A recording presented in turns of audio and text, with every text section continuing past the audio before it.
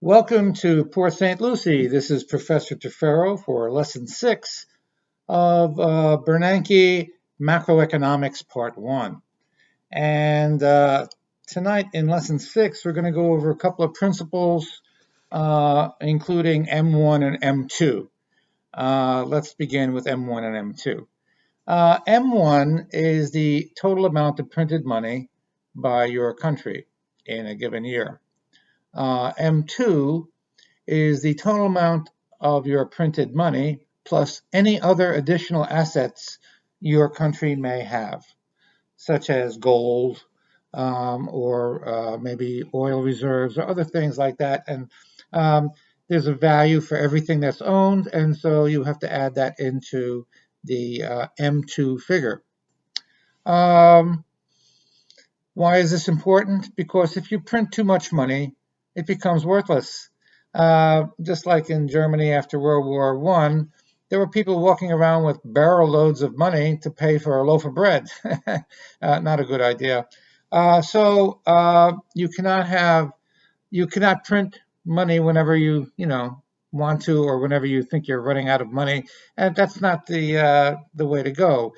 The way to go is to watch the inflation of prices in your country. If you don't curb inflation, then your money is going to become worthless or close to being worthless. Um, let's go to point number 2, or B, for lesson 6, and that's the diversification.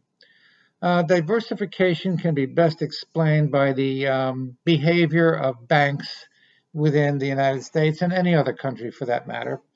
Um, Diversification is the investing of assets into various venues. Um, Basically, what banks do is they invest in three primary areas. In my other courses, I explain these three areas as risk factors. Um, the There are many hundreds of stocks that are high risk. Of course, if they're successful, they have a high return. But if they're unsuccessful, you just lose your money. So those are high risk ventures. Then there's moderate risk ventures, which have a much better chance of success than the high risk ventures, but they don't return as much money as a high risk venture. Banks tend to invest in stocks that have moderate risk ratings as well. And then the final set of stocks that the banks invest in are low risk stocks. And low risk stocks are very stable, they're very safe, and they also don't pay very much money. So there's not a lot of financial reward from low risk stocks, low risk, low return. So, what a diversification does, or what banks do with diversification, is they buy a certain amount of each of these types of stock. And so they have a portfolio that has some high risk, some moderate risk, and a lot of low risk if they're a conservative bank, a lot of moderate risk if they're a moderately adventurous bank, and a lot of high risk if they're a bank that might go out of business pretty soon if they don't get a return. So that's how banks invest their assets. In addition to these assets, banks also buy precious metals like gold, diamonds, and they may buy oil. But these things are generally very low risk.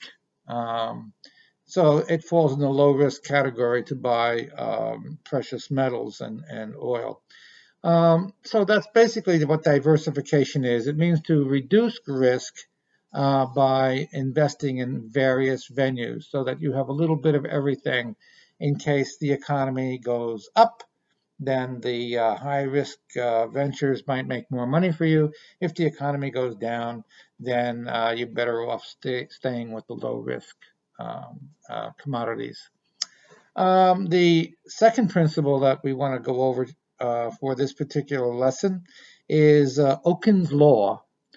Oken's Law is mentioned by Bernanke in his book, and Oken's Law says that For every 1% of unemployment that you have in your country, you will have a reduction of 2% in output for production.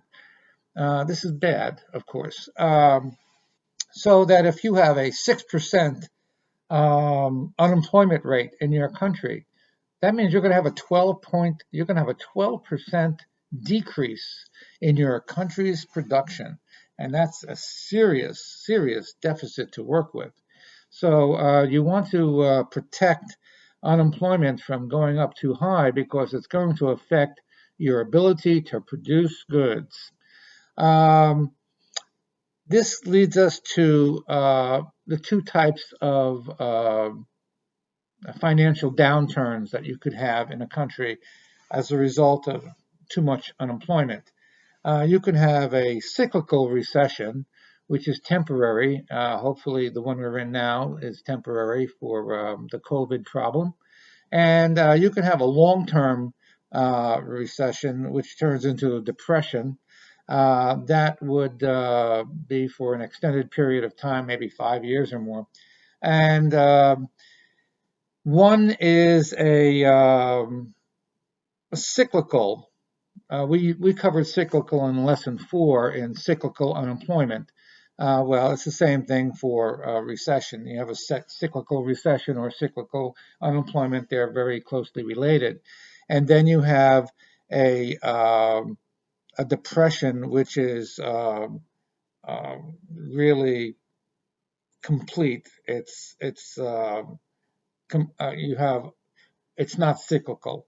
It lasts for a very long time, and you can have that in your unemployment as well. During the Depression in the 1930s, unemployment was way above 10% for a decade, and it was probably higher than that in several of those years. So, if that number is so high, then obviously the output of the U.S. during that decade had to be 20% or more lower than it could have been if the employment hadn't been that poor. So that's pretty much what I wanted to cover for tonight's lesson. The unemployment rates under Okun's law. Okun is an important principle to learn in Bernanke's book, and I pass it on to you. Until next time, this is Professor Tefero speaking from Port St. Lucie, wishing you all a happy and healthy night.